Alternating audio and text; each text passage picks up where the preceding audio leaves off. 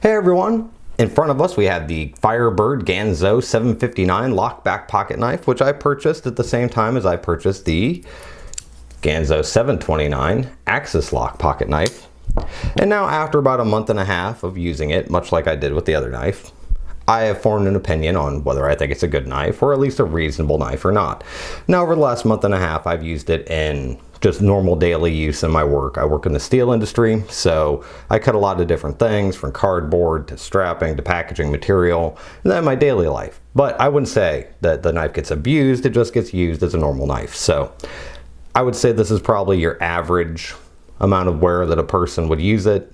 Maybe more than average for many people who don't actually use their pocket knives a whole lot. So after a month and a half, what do I think of it? I think for less than $16 or so, it's a pretty good deal. And we will grab some paper here and see if it cuts the paper now. When I started the test with it, it cut paper wonderfully. But now, I don't know. I would say that it is definitely a little duller than it was before. So let's widen our shot a bit. Got our paper.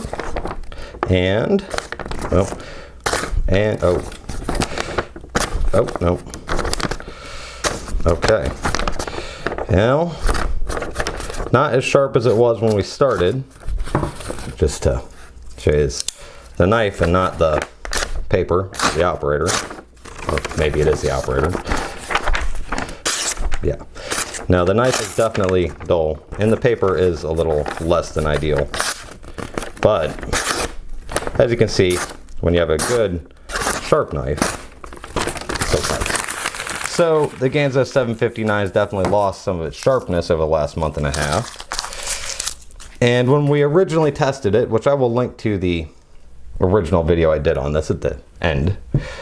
In the original video, it did not cut through our nylon lifting strap. Now this is a 10 or 15,000 pound lifting strap, I can't remember. I find this to be a material that is very difficult to cut, and I do like to use this as a test material because it's one of the reasons why my own personal knife is a plain and serrated blade, because sometimes you really need that serrated blade to cut into your nylon strapping or a tow rope or something like that. So when we originally did this test, this knife did not cut through in the 30 seconds that I was hoping that it would, unlike the Ganzo 729. So let's see if I can do this now with the 759. I really have my doubts. So there we go. And I am using the straight edge on it, not the serrated edge. And part of what I found to be the problem with this in the first test and why I didn't make it through it had a lot to do with the handle's angle compared to the blade. It just is hard to get a good solid cutting surface or angle with it. Okay. Well, we didn't make it through it.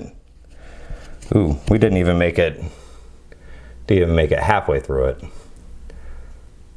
Get up here. We didn't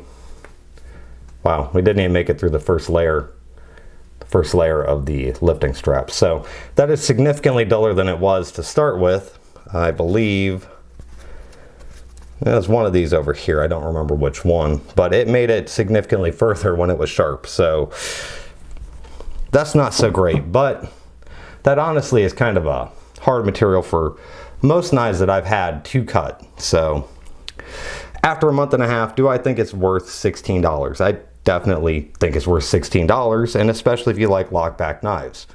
Now, if I have my choice between the two, the Firebird 759 or the Ganzo 729, I would buy this. This, I think the last time I checked, was about $25. You can get it for around 20 sometimes.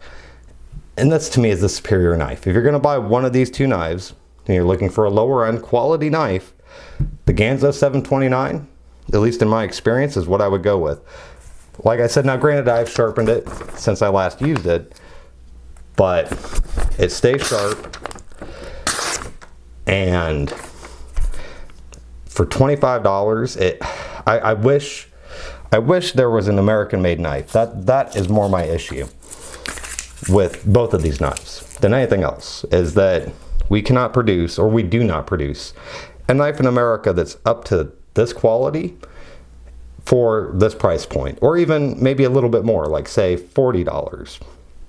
I'm not gonna say you can't get a good American made knife for $40, but not quite as good as what these are. So if you're in the market for a lockback Spyderco style knife that you don't want to spend a lot of money on, or bird style knife, $7.59 I think is a reasonable choice. Now granted, if it were me, I'd spend a little bit more and get the Ganzo 729.